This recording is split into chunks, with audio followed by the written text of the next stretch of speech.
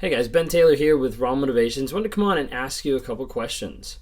How connected did you feel to your narcissist? Was your narcissist or that toxic person your soulmate? Or the person you felt like you had a strong bond with? You had a strong connection?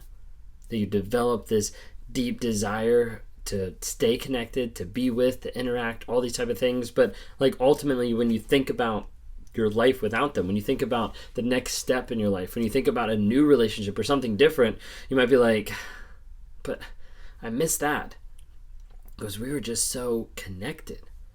We just got each other. The relationship seemed to be perfect at times. And at the beginning, it seemed like we were identical, like we matched up in so many areas. My soulmate, my twin flame, everything seemed to be just what it was supposed to be. Did you ever have that? Was that something that you've struggled with or that you struggle with currently? What does that look like in your mind? How does that play out? If you're new here, my name is Ben Taylor. I run Raw Motivations, and I'm on here on this platform and on several others as a self-aware narcissist.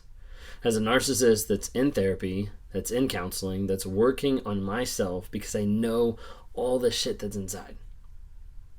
And I'm working on it on a week-to-week, on a day-to-day basis, on a moment-to-moment, trying to work to grow and change and get better.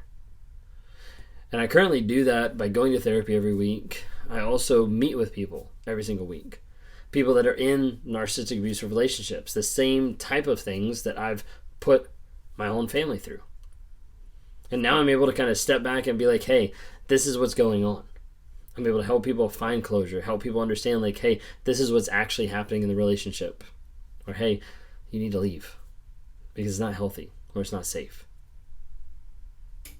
A year ago, I'd have no clue that I'd be doing this kind of stuff. But there's been a lot of changes. It's been a lot of lies that I started to understand, a lot of lies that I started to get through and understand hey, these are things that completely put me down another path. And a lot of times we believe different lies in every aspect. But probably one of the biggest lies that gets sold to many people out there is the lie that the narcissist, the toxic person, the sociopath, the psychopath, the lies that they sell you about the relationship. And those are lies that hook you at the beginning, that keep you entertained, that keep you engaged, that keep you drawn in to another person until it's time for them to start pushing you away. Those lies and the thoughts that come about them build you up on that pedestal. That pedestal that happens over the first 2 weeks, the first month, the first year, up until maybe marriage or engagement or a big event in their lives, and all of a sudden that's gone. And you're always looking to, how do I get back up on that? How do I get to the place where they praise me, where they love me, where I feel connected? Because a lot of times people say, as they're getting out of the relationship or they've just left and they want to go back, and it's that thought, that trauma bond of hope, that trauma bond of connection. And people bring that up time and time again where they're I just felt so connected. It felt like we were perfect for each other. We were so similar. We were twin flames. We were soulmates, all this type of stuff. I've never met someone like that before. The problem is the narcissist, the toxic person, was never that person before. They changed. They adapted. They became different to meet the standards that they saw you set. They became different in order to connect on a whole different level that would make you think this person is the same as me. This person is going the same direction. This person has the same desires or values or insecurities, whatever it might be. But this person seems so similar, we just seem perfect together. That people have these thoughts and these mindsets that run through their head. They're I just don't think I can find that with someone else. I don't think I can find someone that I was that connected with, that I was that engaged with, that I was that in love with.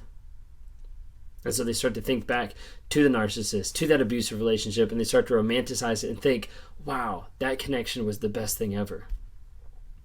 You see, the thing is, if you start a relationship with a sociopath, with a psychopath, with a toxic person, with a narcissist, if you start a relationship with them, you're starting a relationship oftentimes with someone who doesn't have personality.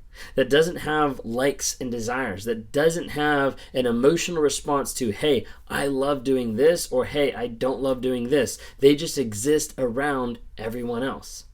It's almost like being like a shell of a person, and you take attributes from other different people to try to put together a whole person, to try to put together something that looks good. And over a period of time, they sit down and they act like great listeners, and they start to talk to you, and you start to say, this is what I want in a partner. Like, this is how my ex were, so they know, hey, I need to be the opposite of that. And they start to tell all these different things, and all of a sudden that connection seems to be there. Music likes that you never thought you'd find someone who listens to that music, or movies that you all enjoy together, or places to visit that you all I've always wanted to go there. And you start to think, like, this is too good to be true. Like, I just can't believe it. I'm the luckiest person in the world to meet somebody like this, to meet someone that I connect with so well.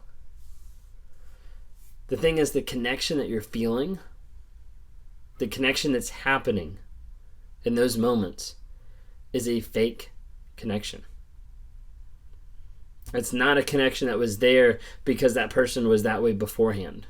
That person changed, adapted to the situation to try to be the best version to catch you, the best version to keep you stuck, the best version to keep you stuck in that relationship, while saying the whole time, like, we're so much alike. Like, I want to do the same thing. I want to go here. I want to watch this. I want to listen to this. Let's go do this activity. Like, everything seems to be matching up so much. It just seems like we're so connected. One of the hardest things for people to realize and come to terms with, whether they've been with a toxic person, sociopath, narcissist, psychopath, anything like that, is to come to terms and come with the idea of understanding, hey, there's a lot of aspects that this person didn't demonstrate that before or after the relationship. Sometimes you hear them called out. Sometimes by friends. Sometimes by family. Where family comes over, their parents come over and they're like, wait a second, like, that's different. Like, you've never done that before. Or, wait a second, like, I never knew you like that. And you start to see, like, little snippets of, like, wait a second, like, not everything matches up. Not everything actually seems to be transparent with friends, with family, to actually say, hey, this person who I'm believing to be is actually that same person. The thing is, as people get involved in relationships and they think, wow, we are so much alike, and they like what they see, they like what's mirrored back at them, they like that feeling to be connected with someone that is like them, that they'll start sacrificing all the other moments to acknowledge and identify red flags, warning signs that say, hey, this isn't real. Warning signs that say, hey, you might like this, but this person is going to hurt you, or abuse you, or take advantage of you, or devalue you. Sometimes that's in how they talk. Sometimes that's in them referring back to their exes. Sometimes that's in referring to other things that have happened in their lives, and you start to think, like, wait, that doesn't sound healthy. That doesn't sound like a good relationship. That doesn't sound like something, but wait a second, we're so connected. Let me ask you today, are you looking back at your relationship with that narcissist, with a toxic person, and are you saying, like, wow, that connection was so amazing? You're not going to find somebody that's identical to you. You're not going to find someone that mimics you or shows so much back to you than you will in a narcissist or a sociopath or a psychopath or just a toxic person. Because at the end of the day, that reality that they're experiencing, that reality they're portraying is just a mask. And they put on that mask to be able to be the person that you think you want in your life. And as they become that person, you get tied to them, you get connected to them, and then they can start pulling back, and then they start making you think that it's your fault, that you're the crazy one, that you're the person that changed, when in reality, they never were that person. But you latched on the idea that they would, or they could, or they had the potential to be. And that's what's detrimental. Are you in a relationship like this? Are you getting out of a relationship like this where you feel like, hey, we are so connected and I just don't understand why they're so toxic, they're so abusive, but I want to go back, but I need to go back because we just bond so well. If that's you and you're not sure what to do, you're probably believing a story. Something that's underlying and permeating your thoughts and your existence, that's keeping you sidetracked, that's keeping you going down the road that you know is not full of truth, but instead is full of fiction. If you want help in breaking out of that, breaking out of the trauma bond, breaking through that mental fog, then I'd love to be able to talk to you. There's a link down below in the bio for you to schedule time with me where we could talk one-on-one. I do coaching where I help people out of the trauma bond, through limbo land, breaking out of the addiction of the narcissist and into clarity, healing, growth, and change as they continue on in their life and their business and their values.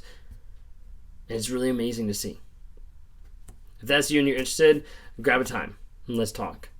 If you don't follow on other platforms, you've got Facebook, Instagram, YouTube, obviously, TikTok, all these different platforms. They get released with small nuggets of truths each day that you can go through and you can listen. You can remember, hey, this is what happened to me. This is what I need to remember. This is how I need to grow. This is how I need to change. That's why I'm here.